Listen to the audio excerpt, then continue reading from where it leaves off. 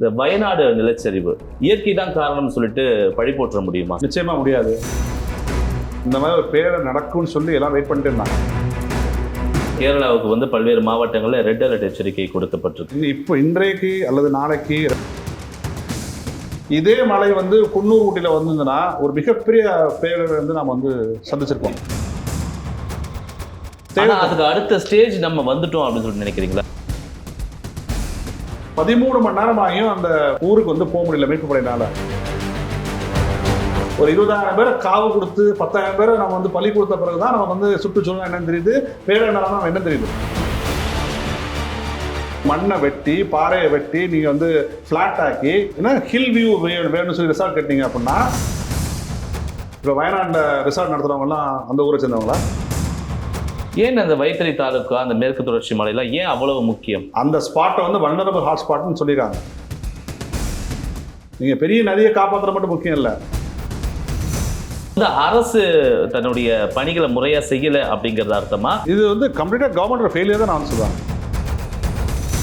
வயநாடு போன்ற ஒரு மிகப்பெரிய பாதிப்பை இந்த குறிப்பிட்ட தமிழ்நாட்டில் இருக்கக்கூடிய பகுதிகள் சந்திக்க போகுதா? வேற உங்களுக்கு எந்த செகண்ட் தாட் வேண்டாம். ஊட்டியில் நடக்கும்போது குண்டு நடக்கும்போது இதை விட விளைவுகள் மோசமாக இருக்குன்னு சொல்றேன்.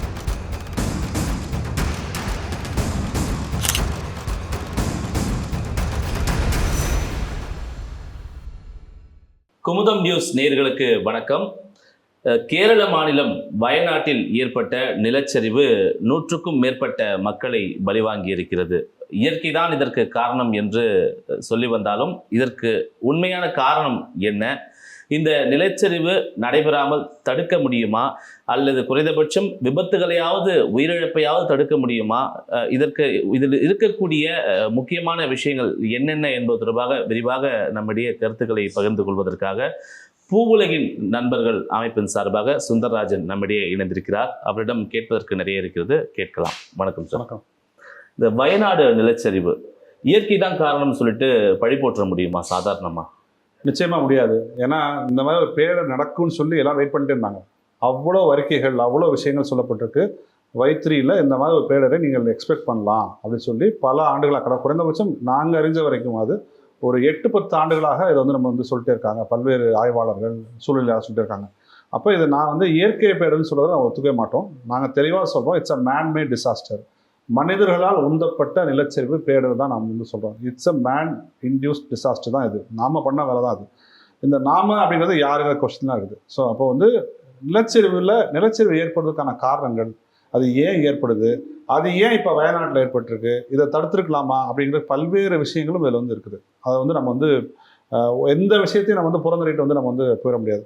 முதல்ல நிலச்சரிவு ஏற்படுவதற்கான பல காரணங்களில் ஒரு முக்கியமான 5-6 காரணங்களில் ஒன்று புவியியல் சார்ந்த காரணங்கள், ஜியாலஜிக்கல் ரீசன்ஸ், அல்லது மார்ஃபாலஜிக்கல் ரீசன், உருவக காரணங்களாக இருக்கலாம். அப்புறம் நிலநடுக்கம் ஏற்பட்டதாக இருக்கலாம், அல்லது ஏதாவது பெரிய க்ளவுட், அதாவது லேக் பர்ஸ்ட் ஆகி கூட நிலச்சரிவு இருக்கலாம். மனிதர்கள் உள்ள செயல்பாடுகள் கூட நிலநடுக்கம் இருக்கலாம். இப்போ வயநாடை பொறுத்த மட்டும் இது மனிதர்களால் உந்தப்பட்ட, மனிதர்கள் செயல்களால் ஏற்பட்ட நிலநடுக்கம் தான் சொல்லணும். என்ன காரணம்னா, இப்போ நமக்கு 5 காரணங்கள் சொன்னீங்க. 5 காரணங்கள்ல மனிதர்களால் செயல்பட்ட காரணம் தான் இதுல முக்கியமா. ஏன்னா இங்க எர்த்குவேக் வரலையா? இங்க எர்த்குவேக் நிலச்சரிவு வரும் சில இடங்கள்ல, அது ஜியாலஜிக்கல் ஃபேக்டர். இங்க ஆக்சுவலா நிலச்சரிவு ஏற்படக்கூடாது. ஏன்னா இது ஹார்ட் ராக்ஸ்.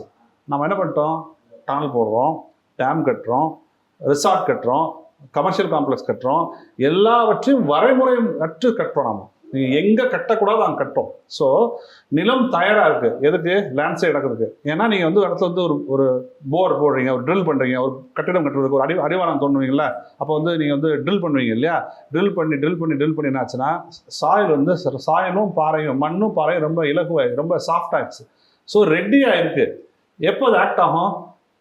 35 சென்டிமீட்டர் மழை பெய்யும் போது அந்த ஆக்ட் ஆகும். ஸோ இது அதான் நான் சொல்கிறேன், இது நேச்சுரல் டிசாஸ்டர் கிடையாது. யாராவது இயற்கை பேருக்கு பின்னாடி ஒழிஞ்சுக்குன்னு நினச்சாங்கன்னா அது மாபெரும் குற்றமாக தான் நான் சொல்வேன். மழை பெஞ்சது உண்மை, சரியா? 33 சென்டிமீட்டர் மழை பெஞ்சது உண்மை. இதே மழை குன்னூர் ஊட்டியில் வந்திருந்ததுன்னா ஒரு மிகப்பெரிய பேரிடர் நாம் சந்திச்சிருக்கோம். இப்போ அதுக்கும் நம்ம வருவோம். அதுக்கு முன்னாடி இப்போ நீங்கள் மனித தவறுகள் தான் இதுக்கு முக்கிய காரணம்னு சொல்லி சொன்னீங்க. ஆனால் பேரிடர் நிபுணர்கள் சொல்லக்கூடிய கருத்துக்கள்லாம் என்ன அப்படின்னா, அந்த மலைப்பகுதிக்கு கீழே இருக்கக்கூடியது செம்மண் அடுக்குகளில் சேரக்கூடிய அதிக அளவு மழை தான் குறைவுத்தன்மை ஏற்பட்டு நிலச்சரிவுக்கான காரணத்தை ஏற்படுத்தியிருக்கு அப்படிங்கிறது பேரிடர் நிபுணர்கள் சொல்லக்கூடியது. அதுல நீங்க ஒத்து போறீங்களா? காரணம் சொல்றாங்க. அது எப்படி நடந்துச்சு? நீங்க இன்னைக்கு வயநாட்டுல நடந்த பேரிடர் இருக்கு இல்லையா, அந்த வயநாடு வைத்திரி தாலுகா, அந்த தாலுகா, அது வைத்திரி தாலுகால 90% ஆஃப் லேண்ட்ஸ்லைட்ஸ், 90% நிலச்சரிவும் ஏற்பட்டிருக்கு. 30 டிகிரி மலைச்சரிவு நடந்திருக்கு. 30 டிகிரி நிலச்சரிவு உங்க யாருன்னு சொன்னது? 30 டிகிரி. அவங்க சொல்ற காரணம் வந்து மண் லூஸ் ஆகி செம்மண் ஆயிருக்குன்னு சொல்ற புவியியலாளர் பேரிடர் சொல்ற இது வந்து உண்மை. ஏன் அது ஆச்சுன்னா கேள்வி. நீங்க 30 டிகிரி இன்க்ளினேஷன்ல மலைச்சரிவுல வந்து போய் வந்து மண்ணை வெட்டி பாறையை வெட்டி நீங்க வந்து ஃபிளாட் ஆக்கி நீங்க வந்து ரெசார்ட் கட்டுறீங்க, ஏன்னா ஹில் வியூ வேணும்னு சொல்லி ரெசார்ட் கட்டிங்க அப்படின்னா அதை நடத்தான் செய்யும். இது வந்து வெறுமனே நில பயன்பாடு மாற்றம் மட்டும் நடந்திருந்து மழை பெய்யாம இருந்தால் நிலச்சரிவு ஏற்பட்டிருக்காது. நான் வந்து ஒத்துக்கிறேன். ஆனா நீங்க ரெண்டுமே மேன் இன்டியூஸ் தான். கிளைமேட் சேஞ்சும் ஹியூமன் இன்டியூஸ் தான், லேண்ட் யூஸ் சேஞ்சும் வந்து ஹியூமன் இன்டியூஸ் தான். சரிங்களா? இப்போ கேரளாவோட மழைப்பொழிவு பார்த்தீங்கன்னா 3000 மில்லிமீட்டர் மழை பெய்யும். பொதுவாக கேரளாவில் வந்து 6 வகையான மழை இருக்குது. ஒவ்வொரு காலகட்டத்துக்கும் ஒரு மழை பேர் வச்சிருக்காங்க. விஷ்ணு மழை எப்படி பேர் வச்சிருக்காங்க, அவங்க வந்து துலா மழை, விஷ்ணு மழை பேர் வச்சிருக்காங்க. ஒரு 6 வகையான மழை இருக்குது. மற்ற இடங்களில் நடைபெறும் பொழுது வேற மாதிரி சிக்கல், கேரளா நடைபெறும்போது வேற மாதிரி சிக்கல் வந்து நிலச்சரிவு போன்ற சிக்கல் வந்து ஏற்படுத்தும். ஸோ அந்த 33 சென்டிமீட்டர் மழை பெய்யுது. அதோடு மட்டும் இல்லாமல் நீங்கள் அந்த பேரிடரில் இருக்கவங்களுக்கு கேட்டீங்கன்னா சொல்லுவாங்க, அதுக்கு ஒரு 4 நாள் முன்னாடியே 10 சென்டிமீட்டர் மழை பெஞ்சிட்டே இருந்துச்சு. சரியா? ஏற்கனவே ஒரு நிலம் வந்து மழை பெஞ்சு அரிச்சு ரெடியா இருக்குது.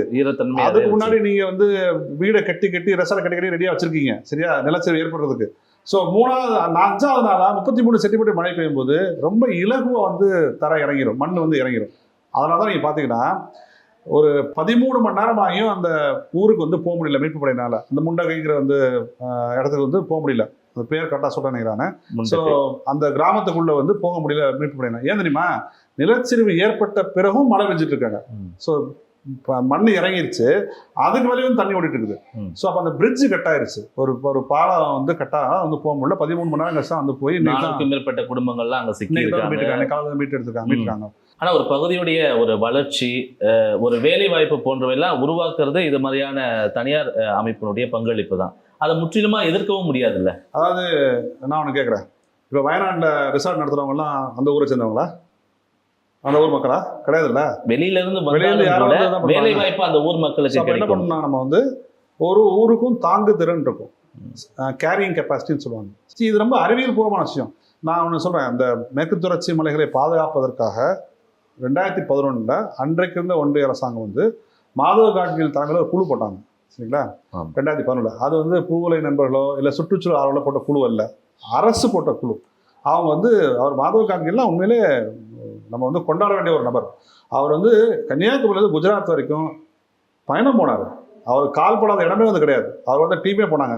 ஒவ்வொரு ஊர்லேயும் போய் தங்கி மேப் பண்ணி மார்க் பண்ணி எது ஹாட்ஸ்பாட்டு, எது நிலச்சரிவு வரும், எங்கே ஃபாரஸ்ட் இருக்கணும், எங்கே வீடு கட்டணும்னு சொல்லி ஆய்வு பண்ணி மேற்கு தொடர்ச்சி மலைகள் முழுவதையும் சூழலியல் முக்கியத்துவம் வாய்ந்த பகுதியாக அறிவிக்க சொல்றாங்க. அறிவிச்சுட்டு கஸ்தூரிரங்கனும் அதே விஷயத்தை கஸ்தூரிரங்கன் வந்து 37% அறிவிச்சா போதுங்கிறாரு. மாதவ காட்கில் வந்து எல்லாத்தையும் அறிவிக்க சொல்றாரு. ஆனால் மாதவ காட்கில் என்ன சொல்றாருன்னா, ஒட்டுமொத்த மேற்கு தொடர்ச்சி மலையும் சூழல் முக்கியத்துவம் வாய்ந்த பகுதியை அறிவிச்சுட்டு எக்கோ சென்சிட்டிவ் ஜோன் 1, 2, 3 வகைப்படுத்தி 1 வந்து யாரும் உள்ள போகக்கூடாது.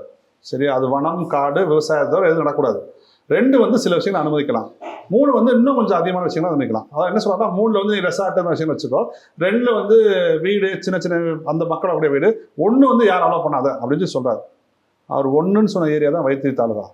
ஏன் அந்த வைத்திரி தாலுகா, அந்த மேற்கு தொடர்ச்சி மலையில ஏன் அவ்வளவு முக்கியம்? நீங்க வந்து தென்னிந்தியாவில் உயிர்கள் வாழணும்னா மேற்கு தொடர்ச்சி மலை வேணும், மனிதர்கள் மட்டும் இல்லை. நீங்கள் ஒரு 8ஆம் கிளாஸ் படிக்கிற பிள்ளைகிட்ட போய் ஏன்பா கங்கையும் யமுனமும் பிரம்மபுத்திரம் எப்படி உற்பத்தி ஆகும் கேட்டால் அது சொல்லும், இமயமலை பனிமலைகள், கங்கையும் சரி, கிருஷ்ணாவும் கோதாவரியும் காவேரியும் தென்பண்ணையும் பொருணையும் எப்படி கேட்க டக்குன்னு முடிப்பாங்க. என்ன காரணம்னா சோலைக்காடுகளும் புல்வெளியும் தான் மேற்கு தொடர்ச்சி மலை. அந்த சோலைக்காடு வந்து காற்று போகும்போது மேகத்தில் படும்போது கீழே மழை பெய்யும். இந்த புல்வெளி வந்து ஸ்பாஞ்ச் மாதிரி. இன்னைக்கு பெய்கிற மழை 1 மாதம் கழிச்சு கீழே வரும். நீங்கள் பெரிய நதியை காப்பாற்றுற மட்டும் முக்கியம் இல்லை. நாங்கள் ஏன் வந்து பரந்தூர் வேணாம்னு சொல்கிறோம்னா, அங்கே கம்பன் கால்வாய் ஓடுது. உங்களுக்கு சின்ன கால்வாயை தெரியல, ஆனால் மிகப்பெரிய ஃப்ளட் கேரியர் அது. வெள்ளம் வர்றப்ப 73 நீர்நிலை கொண்டு போகக்கூடிய கால்வாய், தண்ணி கொண்டு போகிற கால்வாய் தான் கம்பன் கால்வாய். 83 கிலோமீட்டர் ஓடுது கம்பன் கால்வாய். உங்களுக்கு அது வந்து ஒரு 20 அடி கால்வாயாக தோணும், ஆனால் அது மிகப்பெரிய ஃப்ளட் கேரியர் அது. இதற்கு முன்பு கூட கேரளாவில் தொடர்ந்து நிலச்சரிவுகள்லாம் பேசிட்டு தான் வந்திருக்கோம். 4 நாள் கழிச்சு யார் வேணா பேச போற பாருங்க. இந்த 4 நாள் கழிச்சு யார் வேணா பேச போறா. ஆனால் உண்மையான பேரிடர் மேலாண்மை என்ன தெரியுமா? எப்போ பேரிடர் நடக்கலையோ அப்போ பேரிடருக்காக தயாராவதா உண்மையிலே பேரிடர் மேலாண்மை. வந்த பின் செய்வதெல்லாம் வந்து இங்கே கிடையாது. ஆனால் அன்ஃபார்ச்சுனேட்டாக என்னன்னா, இந்த நாட்டில் வந்து ஒரு துயரம் நடந்த பிறகு தான் அவங்க ரியாக்ட் பண்ணுறோம். சுனாமி வந்த பிறகு தான் பேரிடர் மேலாண்மை சட்டம் கொண்டு வரும். டிசாஸ்டர் மேனேஜ்மெண்ட் ஆக்டே வந்து அப்போ தான் சுனாமிக்கு அப்புறம் தான் கொண்டு வரும். அப்போ ஒரு 20,000 பேரை காவு கொடுத்து 10,000 பேரை நம்ம வந்து பலி கொடுத்த பிறகு தான் நமக்கு வந்து சுற்றுச்சூழல் என்னன்னு தெரியுது, பேரிடர் மேலாண்மை என்ன தெரியுது. சரி, உங்களுக்கு அது தெரியாது, உங்களுக்கு வந்து வருமுன்னு காப்பாதான் உங்களுக்கு தெரியாம வச்சுட்டா கூட குறைந்தபட்சம் இந்த 10 ஆண்டுகள்ல 2015க்கு அப்புறம் இந்த 2024 வரைக்கும் எத்தனை டிசாஸ்டர்ஸ் கேரளா பார்த்துருக்கேன். அதை வச்சா நம்ம வந்து பாடம் கற்றுக்கலையே. வயநாடு மாவட்டத்தில் 58% அளவுக்கு நிலச்சரிவு இருக்கும் அப்படிங்கிறது இதுக்கு முன்னாடி கொடுக்கப்பட்டிருக்கக்கூடிய ஒரு ரிப்போர்ட். அதுல இப்ப இந்த குறிப்பிட்ட தாலுகாவும் அதிக அளவுல நிலச்சரிவு இருக்கும்ட்டு ஒரு ரிப்போர்ட் இருக்கு. அதுல வந்து அரசு தன்னுடைய பணிகளை முறையா செய்யல அப்படிங்கிறது அர்த்தமா, இல்ல கடந்த காலத்திலும் இதே போன்ற நிலச்சரிவுகள் இருக்கு, அடுத்தடுத்து நிலச்சரிவுகள் ஏற்படும் போது அரசு இதை கூடுதல் கவனம் செலுத்தி இருக்கணும் அப்படின்னு சொல்லி நினைக்கிறேன். இது வந்து கம்ப்ளீட்டா கவர்மெண்ட் ஃபெயிலியர் தான் நான் சொல்லுவாங்க. இப்ப இந்த நிலச்சரிவை நம்ம எடுத்துக்கும் போது உலக அளவுல பல்வேறு நாடுகள்ல நிலச்சரிவு ஏற்பட்டாலும் கூட இந்தியாவில் அதிக மாநிலங்கள்ல நிலச்சரிவு ஏற்படுது. குறிப்பா வடக்குல உத்தரகாண்ட்ல அடிக்கடி நிலச்சரிவுகள் ஏற்படுது. அதற்கு அடுத்தபடியா தென்னிந்தியாவில் மற்ற மாநிலங்களை காட்டிலும் கேரளாவில் அதிக அளவு நிலச்சரிவு ஏற்படுறதுக்கான முக்கிய காரணம் என்ன? நில பயன்பாடு மாற்றம் கேரளா அதிகம் அர்த்தம், அவ்வளவுதான். ஒன்றும் பெரிய இதெல்லாம் கிடையாது. இன்னைக்கும் நான் சொல்றேன், கன்னியாகுமரியிலையும் திருநெல்வேலியும் அந்த மேற்கு தொடர்ச்சி மலைகள் நடைபெறக்கூடிய அநியாயம் இருக்கு இல்லையா, பாறைகளை உடைத்து அனுப்பக்கூடிய அநியாயம் இருக்குல்ல, அது தொடருமே ஆனால் நிச்சயமாக அந்த பகுதி ஒரு மிகப்பெரிய ஒரு சிக்கலை வந்து சந்திக்கும். இதே ஊட்டி குன்னூர்ல இந்த அளவுக்கு மழை பெய்யுதுன்னா இதை விட மோசமான பேரிடராக வந்து இருக்கும். ஏன்னா ஊட்டி குன்னூர்ல வந்து நில பயன்பாடு மாற்றம் கடுமையாக வந்து நடந்துட்டு இருக்குது. கடுமையாக வந்து வீடுகளும் ரிசார்ட்ஸ் வந்து வந்துட்டு இருக்குது. நான் தான் உதாரணமாக அவங்க சொன்னேன், வால்பாறையில் ஏன் நடக்கலை அப்படின்னா இன்னமும் கொஞ்சம் வந்து வனப்பகுதியும் தேயிலை தோட்டங்களும் இருக்கு. அதுக்கு அடுத்த ஸ்டேஜ் நம்ம வந்துட்டோம் அப்படின்னு சொல்லி நினைக்கிறீங்களா? இப்போ கேரளாவில் இங்க வயநாட்டில் நடந்திருக்கு, ஊட்டி குன்னூர் நீங்க சொன்ன வால்பாறை போன்ற இடங்கள்லாம் தொடர்ந்து நிலநடுக்கம் நிலச்சரிவு என்பது ஆங்காங்கே ஏற்படுது. வயநாடு போன்ற ஒரு மிகப்பெரிய பாதிப்பை இந்த குறிப்பிட்ட தமிழ்நாட்டில் இருக்கக்கூடிய பகுதிகள் வந்து சந்திக்க போகுதா? 35-40 சென்டிமீட்டர் மழை ஊட்டிலேயோ குன்னூர்லேயோ பெஞ்சதுன்னா நிச்சயமா சந்திக்கும். அது உங்களுக்கு எந்த செகண்ட் தாட் வேண்டாம். ஊட்டியில் நடக்கும்பொழுது குன்னூர் நடக்கும்போது இதை விட விளைவுகள் மோசமாக இருக்குன்னு சொல்றோம். ஏன்னா நீங்கள் ஊட்டியும் குன்னூரும் அப்படி ஊட்டியில் நீங்கள் வந்து உள்ள ஒரு ஒரு ஒரு ஹில் ஸ்டேஷன் நீங்கள் சொல்ல முடியாத அளவுக்கு வந்து 30 டிகிரி செல்சியஸுங்க ஊட்டியில் இந்த வருஷம் டெம்பரேச்சர் பதிவாச்சு. எப்படி 30 டிகிரி செல்சியஸ் வந்து ஊட்டியில் வந்து வர முடியும்? ஸோ அவ்வளோ மோசமாக தான் வந்து நாம் வந்து போயிட்டு இருப்பாங்க. இப்போ இந்த மழை சுனாமி போன்றவற்றையெல்லாம் முன்கூட்டியே நம்மளால கணிக்க முடியுது. அந்த மாதிரி இந்த நிலச்சரிவை முன்கூட்டியே கணிக்க முடியுமா? நிச்சயமாக மார்க் பண்ண முடியும். இந்த பகுதியில் நிலச்சரிவு ஏற்படும் நீங்கள் மார்க் பண்ண முடியும். அதான் நம்ம வல்னரபிள் ஹாட்ஸ்பாட்ஸ் நம்ம சொல்கிறோம். நீங்கள் ஆய்வு பண்ணி குறைஞ்சபட்சம் இதற்கு முன்னாடி நம்ம கணிக்க முடியும், அதாவது இங்க நடக்கும் அப்படின்னு சொல்றோம். வரக்கூடிய சில மணி நேரங்களுக்கு முன்பு இங்க நிலச்சரிவு வந்து நடக்க போகுது அப்படின்னு சொல்லிட்டு துல்லியமாக நம்மளால கணிக்க முடியுமா? நிச்சயமாக செய்ய முடியும். எப்படின்னா செய்ய முடியும்னா, அதாவது எக்ஸாக்டா அந்த இடத்துல வரும்னு உங்களால் சொல்ல முடியாது, சரியா? அதை நான் வந்து மறுக்கலை. ஆனால் நீங்கள் வந்து ஹாட்ஸ்பாட்ஸை மார்க் பண்ணிட்டீங்க அப்படின்னா, ஒருவேளை ஐஎம்டி வந்து எச்சரிக்கை தரான்னு சொல்லுவாங்க, இங்கே வந்து 40 சென்டிமீட்டர் மழை பெய்யுது எச்சரிக்கை தரானா, குறைந்தபட்சம் அந்த மக்கள் வந்து நீங்கள் வந்து வெளியேற்றலாம், சரியா? சர்ஃபேஸ் மோஷன் சென்சர்ஸ்லாம் வந்துருச்சு. நீங்கள் வந்து அந்த நிலம் மேலேருந்து நகர ஆரம்பிக்கும்போது உங்களுக்கு வந்து ஆனால் அதெல்லாம் ஒரு ஃபியூ மினிட்ஸில் வந்து நடந்துடும், ரொம்ப குறைந்த காலம் நடக்கும். அதனால நம்ம சொல்கிறோம், நிலச்சரிவை பொறுத்த மட்டும் பல டெக்னாலஜிஸ் வந்து வந்துருச்சு மேற்குலக நாடுகளில். இது நீங்கள் நிலச்சரிவு வந்து இந்தியா மட்டும் சந்திக்கக்கூடிய பிரச்சனை இல்லை, உலக நாடுகள்லாம் சந்திக்குது. ஸோ அப்போ வந்து மேற்குலக நாடுகளில் எந்த மாதிரி தொழில்நுட்பங்கள் வந்து பயன்படுத்தாங்கன்னா வந்து அழகாக வந்து வாங்கிட்டு வரலாம். அதை தான் நம்ம செய்யணும். நீங்கள் மேற்குலகத்துக்கு போய் வேற ஏதாவது வாங்கிட்டு வரலாம், போய் நீங்கள் வந்து வளர்ந்த நாடுகள்கிட்ட போய் எப்போ லேண்ட்ஸ்கேப் என்ன டெக்னாலஜி வச்சிருக்கீங்க அதுவும் நம்ம கேட்க வேண்டியதுதான். இப்போ பல்வேறு மாநிலங்கள்ல இருந்து பேரிடர் மீட்பு குழு வந்து நிலச்சரிவு பாதிக்கப்பட்ட பகுதிகளில் மக்களை மீட்கக்கூடிய பணிகளுக்கு புறப்பட்டிருக்காங்கன்னு சொல்லிட்டு சொல்றாங்க. அவங்களுக்கு தேவையான எக்யூப்மெண்ட் இருக்குமா? ஒண்ணுமே கிடையாதுங்க. நம்ம வந்து ஏணி கயிறு தான் நமக்கு எக்யூப்மெண்ட். நீங்கள் பார்த்தீங்களா விஷுவல்ஸ்லாம், மக்கள் வந்து அந்த இதில் கட்டி வந்து தான் அந்த இழுத்துருவாங்க. சரி, அது வேணும், நான் அது பேசிக்கான விஷயம் நான் விளையாச்சு. அதை விட அட்வான்ஸாக நிறைய விஷயம் வந்துருச்சு, சரியா? ஆல் டெரைன் வெஹிக்கிள் வந்துருச்சு. எந்த நிலத்திலையும் போகக்கூடிய வெஹிக்கிள்ஸ்லாம் வந்து வந்துருச்சு. எவ்வளவு மோசமான டெரைன்லையும் அந்த வண்டி போகக்கூடிய ஆல் டெரைன் வெஹிக்கிள் சொல்லுவாங்க, ATV சொல்லுவாங்க, அதெல்லாம் வந்துருச்சு. அது எவ்வளோ பெரிய மணல் மேடாக இருந்தாலும் சரி, பாறையாக இருந்தாலும் சரி, அந்த வண்டி ஏறி வந்து போகும். அப்போ ஆல் டெரைன் வெஹிக்கிளாக நீங்கள் கொண்டு வரலாம். நீங்கள் இன்னும் அதிகமான ஹெலிகாப்டர்ஸை வந்து ஈடுபடுத்தி மக்களை வந்து எடுத்துகிட்டு வரலாம். இன்னும் உங்களுக்கு தெரியுமா, உங்களுக்கு இந்த நில சரிவுக்குள்ள எவ்வளவு பேர் இருக்கான்னு நமக்கு தெரியாது, சரியா? எப்பவுமே மிக மிக மோசமாக நடைபெறும் என்று நீங்கள் தயாராக வேண்டும். சுமாராகவோ நல்ல குறைவாக நடைபெற்றால் நல்லது தானே. அது நீங்கள் 5 லட்சம் பேர் பாதிக்கப்படுவாங்க, நீ தயாராகிட்டு 50,000 பேர் பாதிக்கப்பட்டாங்கன்னா பெரிய விஷயம் கிடையாது. ஏன்னா நீங்கள் வந்து இழப்பு வந்து குறைவாக தான் இருக்கும். ஆனால் நீங்கள் வந்து 5,000 பேர் பாதிக்கப்படுவாங்கன்னு தயாராகிட்டு 50,000 பேர் வந்து பாதிக்கப்பட்டாங்கன்னா, ஸோ எப்பவுமே டிசாஸ்டர் மேனேஜ்மெண்ட்டோட ஃபண்டமெண்டல் பிரின்சிபல் அடிப்படை விஷயம் என்னன்னா, get prepared for the worst. அதுதான் வந்து அடிப்படை விஷயம்.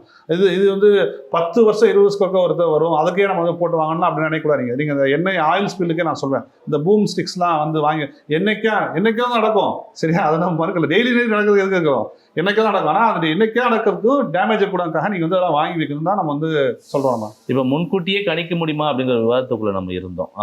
குறிப்பாக இந்த ஐஐடி மண்டி வந்து ஜோஹிந்தர் நெடுஞ்சாலையில் இது பாருங்க நிலச்சரிவு வரப்போகுது அப்படின்றது முன்கூட்டியே கணிச்சு சொன்னதுனால எந்தவித உயிர் சேதம், பொருட்கள் சேதம் கூட இல்லாத அளவில் தடுக்கப்பட்டது. அந்த மாதிரியான ஒரு முன்கணிப்பு என்பது நம்ம தென்னிந்தியாவிலேயே இல்லை. அவங்க முன்கணிப்புலாம் செய்யலை. அந்த ஸ்பாட்டை வந்து வல்னரபிள் ஹாட் ஸ்பாட்னு சொல்லியிருக்காங்க.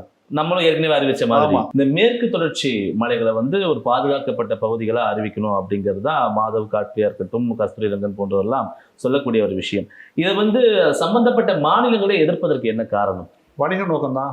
ஏன்னா அங்கே நீங்கள் வந்து சில பகுதிகளில் போகக்கூடாதுன்னு சொல்லிட்டீங்க அப்படின்னா அங்கே இருக்கிற ரெசார்ட்ஸ்லாம் நீங்கள் வந்து வெளியே அனுப்பணும், அங்கே இருக்க இதெல்லாம் நீங்கள் வந்து க்ளோஸ் பண்ணணும், அப்படிப்பட்ட சூழல் வந்து வரலாம். அப்போ அவங்க வந்து அனுமதிக்காமல் வந்து அந்த அந்த அந்த முதலாளிகள்லாம் வந்து அனுமதிக்காமல் வந்து இருக்கலாம். ஒட்டு மொத்தமாக நீங்கள் வந்து மேற்கு தொடர்ச்சி மலையை ஒரு கைவிட்ட ஒரு உணவு தான் எல்லாத்துக்கும் வந்து வந்திருக்கு. விட்டுட்டோம்டா அப்படி சொல்ல தான் கனவு வந்திருக்கு. ஏன்னா நீங்கள் கேரளா மட்டும் இல்லை, நீங்கள் தமிழ்நாட்டிலே பார்த்தீங்கன்னா இப்போ 12 பம்ப்டு ஸ்டோரேஜ் வந்து கட்ட போகிறாங்க மேற்கு தொடர்ச்சி மலை. பம்ப்டு ஸ்டோரேஜ்னால் இல்லை நீரை தேக்கி வைத்து டேம் புதுசாக கட்டி அதில் மிச்சம் அந்த வேலைகள் வந்து அரிப்புலேருந்து அரசாங்கம் சிலகாலா மாதிரி இடங்கள்லாம் இதெல்லாம் வந்து சூழலியல் முக்கியத்துவம் வாய்ந்த பகுதிகள். இங்கே போய் நீங்கள் திருப்பி நீங்கள் முல்லை பெரியார் கட்டினாங்க, ஆலியார் டேம் கட்டினாங்க, அதெல்லாம் வந்து சூழலியல் பற்றின ஒரு விஷயங்கள் தெரியாத ஒரு காலகட்டத்தை கட்டினது, சரியா? இன்னைக்கு போய் யாராவது முல்லை பெரியார் கட்டுவாங்களா? ஏன் கட்ட மாட்டாங்க, சரியா? ஆனா அரசு இயற்கை விஷயத்துல ரொம்ப அலட்சியமா இருக்கு அப்படிங்கிறது அறிவியல் பூர்வமாக அதை அணுகவில்லைங்கிற விஷயத்தை நான் சொல்றேன். ரொம்ப அலட்சியங்கிறது ரொம்ப ரொம்ப சாதாரண குற்றச்சாட்டா பார்க்குறாங்க, சரியா? அவர்கள் வந்து ரொம்ப அறிவியல் பூர்வமாக அவர்கள் வந்து ஒரு விஷயத்தை பார்க்கவில்லை. அறிவியல் பூர்வமாக பார்த்திருந்தால், மக்கள் நலன் சார்ந்து யோசித்திருந்தால் இதை போன்ற எந்த விஷயத்தையும் அவங்க செய்ய மாட்டாங்க. அவங்க மக்களை பற்றி அக்கறை இல்லை. மக்கள் என்ன இப்போ நீங்கள் என்ன பண்ணுவாங்க, 2 லட்சம் அனௌன்ஸ் பண்ணிட்டாங்க கேரளாவில், இப்போ 100 பேர் 200 பேர் கொடுத்துருவாங்க. 3 நாள் கழிச்சு யாரும் பேச போகிறது இல்லை. இந்த புது ரிசார்ட்ஸ் வந்து வரப்போதாங்க, புது இடத்துல வந்து புது ரிசார்ட்ஸ் வரப்போது, டேம் வரப்போது. இந்த இடத்துல இந்த மைத்திரி இடத்துல அங்கேயே ஒரு டனல் ப்ராஜெக்ட் வந்து அனௌன்ஸ் பண்ணியிருக்காங்க கவர்மெண்ட். அதாவது மாதவ அறிக்கை வந்து எக்கோ சென்சிட்டிவ் ஜோன் 1ன்னு சொன்ன இடத்துல இவ்வளோ ரிசார்ட் வந்த பிறகும், கடந்த 6 ஆண்டுகளாக கேரளா நிலச்சரிவு சந்தித்து வந்த பிறகும் உயிரிழப்புகளை பார்த்த பிறகும் நீங்க வந்து ஒரு டனல் ப்ராஜெக்ட் அனௌன்ஸ் பண்ணீங்கன்னா அப்போ உங்களுக்கு மக்கள் மேல அக்கறை தானே அர்த்தம். அது மக்கள் என்ன பண்ணா என்ன ஆனா அவங்களுக்கு கவலை இருக்கு உங்களுக்கு. இப்போ தொடர்ந்து கேரளாவுக்கு வந்து பல்வேறு மாவட்டங்களில் ரெட் அலர்ட் எச்சரிக்கை கொடுக்கப்பட்டிருக்கு. ஒரு சூழலியல் ஆர்வலரா அடுத்து என்ன நடக்கும் அப்படிங்கிற கணிப்பு உங்ககிட்ட இருக்கு? இல்லை, இப்போ இன்றைக்கு அல்லது நாளைக்கு 2 நாள் எனக்குள்ள ஒரு பெரிய கவலை வந்து மீட்கப்பட்ட மக்கள், அதாவது சிக்குண்ட மக்களை எப்படி வந்து நாம் வந்து காப்பாற்ற போகிறோம், அவளை எப்படி மீட்க போகிறோம், இன்னும் எவ்வளோ பேர் உள்ளே இருக்காங்க, அவங்களாம் எப்படி வெளியே கொண்டு வர போகிறோம், அப்படி தான் வந்து எனக்கு பெரிய கவலை. ஏன்னா அதோடைய எது ஹேம்பர் பண்ணணும், எது தடுக்கணும், அந்த மலைப்புலி வந்து தடுக்கும். ஏன்னா மீட்பு பண்ணிடணும், மனிதர்கள் தான் அவங்களும் உள்ளே போகணும் இல்லையா? ஸோ அப்போ வந்து அரசு வந்து இது விஷயமா எடுத்துக்கிட்டு நாங்கள் ஏற்கனவே எங்களோட அறிக்கையில் கோரிக்கை வச்சுருந்தோம். லேண்ட்ஸ்லைடு மேனேஜ்மெண்ட் சென்டர்னு ஒரு சென்டர் வந்து தமிழக அரசு மேட்டுப்பாளையத்துலேயும் வத்தலகுண்டுலையும் அமைக்கணும், சரியா? மேட்டுப்பாளையத்தில் ஏன்னா இங்கே 2 தான் வந்து டிசாஸ்டர்ஸ், அது ஒரு நிலச்சரி ஏற்பட்டுச்சுன்னா அங்கே தான் நீங்கள் வந்து போக முடியும். மேட்டுப்பாளையம் வந்து ஊட்டி குன்னூர் போய்க்கலாம், வத்தலகுண்டு வந்து நீங்கள் வந்து கொடைக்கானல் பகுதிக்கு வந்து போய்க்கலாம். ஸோ இந்த பகுதியில் அமைச்சு அங்கே வந்து ஒரு லேண்ட்ஸ்லைடு டிசாஸ்டர் யூனிட்டை வந்து அங்கே வந்து செட் பண்ணி அதற்கான ஆய்வுகளை மேற்கொண்டு வல்னரபிள் ஹாட்ஸ்பாட்ஸை மார்க் பண்ணி அங்கே இருக்க பில்டிங்ஸ்லாம் நீங்கள் வந்து வெளியேற்றி அங்கே வந்து கொஞ்சம் அந்த பகுதிக்கு சார்ந்த மரங்களையோ அல்லது புல்வெளிகளையோ நட்டு அந்த மண்ணை இறுகப்பட்டு இதெல்லாம் ஒரு 15 வருஷம் ஆகும். கடந்த 15-20 ஆண்டுகளாக இது போன்ற ஒரு பரிந்துரைகள் எல்லாம் வழங்கப்பட்டு வருது. ஆனா அரசு 2018 கேரளா வளர்ந்ததுக்கு அப்புறம் பூவுரைமை போட்ட அறிக்கை எடுத்து படிச்சு பாருங்க. இப்ப நான் சொல்றேன் இல்ல, அது எல்லாமே இருக்கும். இப்ப நான் இதெல்லாம் சொல்றேன்னா அதெல்லாம் இருக்கும். வத்தலகுண்டுல செட் பண்ணுங்க, மேட்டுப்பாளையத்தை செட் பண்ணு சொல்லுவாங்க. ஆனா நீங்க 6 வருஷம் ஓடி போச்சு. அதனால எந்த தோகமும் கூட செய்யணும். நீங்க வந்து ஒரு அனௌன்ஸ்மெண்ட் கூட வரல. அதெல்லாம் நிறைவேற்றி இருந்தா குறைந்தபட்சமா உயிரிழப்பையாவது நம்ம தவிர்த்து அரக்கோணத்துல டிசாஸ்டர் ஃபோர்ஸ் அனுப்புறோம். இந்த டிசாஸ்டர் ஃபோர்ஸ் வந்து எல்லாத்தையும் ஹேண்டில் பண்ணும். முக்கியமாக தமிழ்நாட்டில் போன்ற பகுதிகளுக்கு டிசாஸ்டர் ஃபோர்ஸ் வந்து வெள்ளம் புயல் தான் மெயினா இருக்கும். லேண்ட்ஸ்லைடு ஒரு டிஃப்ரெண்டான விஷயம். அப்போ அதுக்குன்னு சில பேர் நீங்கள் தேவைப்படும். ஒரு 50-100 பேர் எடுத்து ட்ரெயின் பண்ணி எப்படி நீ போகிறது, ஆல்டர்னேட் வெஹிக்கிள் எப்படி யூஸ் பண்ணுறது நீங்கள் வந்து ட்ரெயின் பண்ணி அவங்களை வந்து ரெடியாக வச்சுக்கணும். எங்கே தமிழ்நாடு பொறுத்த மட்டும் வந்து மேட்டுப்பாளையத்துலையும் வத்தலகுண்டுலையும் வச்சுருவாங்க. ஸோ டிசாஸ்டர் வந்துச்சுன்னா அவங்களை வந்து நீங்கள் 5 வருஷத்துக்கு தான் பயன்படுத்த வேண்டிய தேவை வரலாம், பரவாயில்ல, ஒன்றும் தப்பு ஒன்றும் கிடையாது, சரியா? அப்போ வந்து அந்த அளவுக்கு நம்ம தயாராக இருந்தால் தான் கொஞ்சமாவது நம்ம உயிரிழப்புகளை தடுக்க முடியும், மீட்பு விஷயங்களே நம்ம வந்து செய்ய முடியும்னு நான் சொல்கிறேன். இப்போ இந்த விவகாரத்தை வந்து தென்மண்டல தேசிய பசுமை தீர்ப்பாயம் வந்து தாமாக முன் வந்து சூமோட்டோவா இந்த வழக்கை நாங்கள் எடுத்திருக்கோம் அப்படின்னு சொல்லியிருக்காங்க. என்ன நடக்கும்? அதாவது அரசு சொல்ற பதில் வச்சு தான் தீர்ப்பாயங்களும் நீதிமன்றங்களும் வந்து முடிவெடுக்கிறாங்க. அப்படி இல்லாமல் தீர்ப்பாயம் வந்து ஒரு அரசு சாராத உறுப்பினர்களை கொண்ட, அதே நேரத்தில் சூழலியல் நிபுணத்துவம் கொண்ட எவ்வளோ இன்ஸ்டியூட்ஸ் இருக்குது சரியா, அரசு சாராத இருக்காங்க, ஒரு குழு அமைத்து அவருக்கான தேவையான அதிகாரத்தையும் தேவையான அலுவலக உதவிகளையும் கொடுத்து ஒரு 6 மாதம் டைம் கொடுத்து போய் ஆய்வு பண்ணிட்டு வாங்கப்பா அது என்ன செய்யணும்னு சொன்னாங்கன்னா உண்மையில் ஒரு முக்கியமான ஒரு நகர்வாக இருக்கும். ஏன்னா அரசு வந்து நாங்கள் இதை பண்ணிட்டோம் அதை பண்ணிட்டோம் அஃபிடேவிட் போட்டுருவாங்க. கேரளா கொண்டு என்ன பண்ணுவாங்கன்னா நாங்கள் இதை பண்ணிட்டோம் நாங்கள் அதை பண்ணிட்டோம் அப்படின்னு சொல்லுவாங்க. சரி இது பண்ணியிருக்கியான்னு யார் பாப்பா? ஸோ அப்போ என்ன சொல்கிறோன்னா என்ன பண்ணுங்கிறதே நீங்கள் வந்து ஒரு ஒரு கமிட்டிகிட்ட வந்து ஒரு இண்டிபெண்ட் எக்ஸ்பர்ட் கமிட்டி, எத்தனை கமிட்டி அமைச்சாலும் பரிந்துரைகளை வந்து அரசு ஏற்றுக்கொள்ள மறுக்குது. அதாவது அட்லீஸ்ட் பேசுறதுக்காக ஒரு டாக்குமெண்ட் இருக்கும். இன்னைக்கு மாதவ காட்கில் குழு அறிக்கைன்னு ஒன்று நம்ம கையில் இல்லாட்டி இப்போ பேசவே முடியுதுல்ல. எப்போ Y3ன்னு வந்து அவர் எக்கோசிஸ்டம் ஒன்றுன்னு சொன்னாருப்பா, ஏன்ப்பா நீங்கள் ரெசார்ட் அலோவ் பண்ணுறீங்க, நம்ம கேட்கவே முடியுதுல்ல. அதுக்காக வந்து இந்த நிபுணரோட அறிக்கையை வந்து நமக்கு வந்து மக்களோட பார்வைக்கு போகும். அதாவது ஒரு விஷயத்தை வந்து நாம் தொடர்ச்சியாக சொல்லிக்கொண்டே இருந்தால் நிச்சயமாக அது வந்து ஒரு மாற்றத்தை வந்து ஏற்படுத்தும். அதில் வந்து செகண்ட் தாட்டே கிடையாது. ஹைட்ரோ கார்பன் மீத்தேன் திட்டங்களுக்கு எதிராக டெல்டாவில் 2010 நாங்கள் போராடணும்.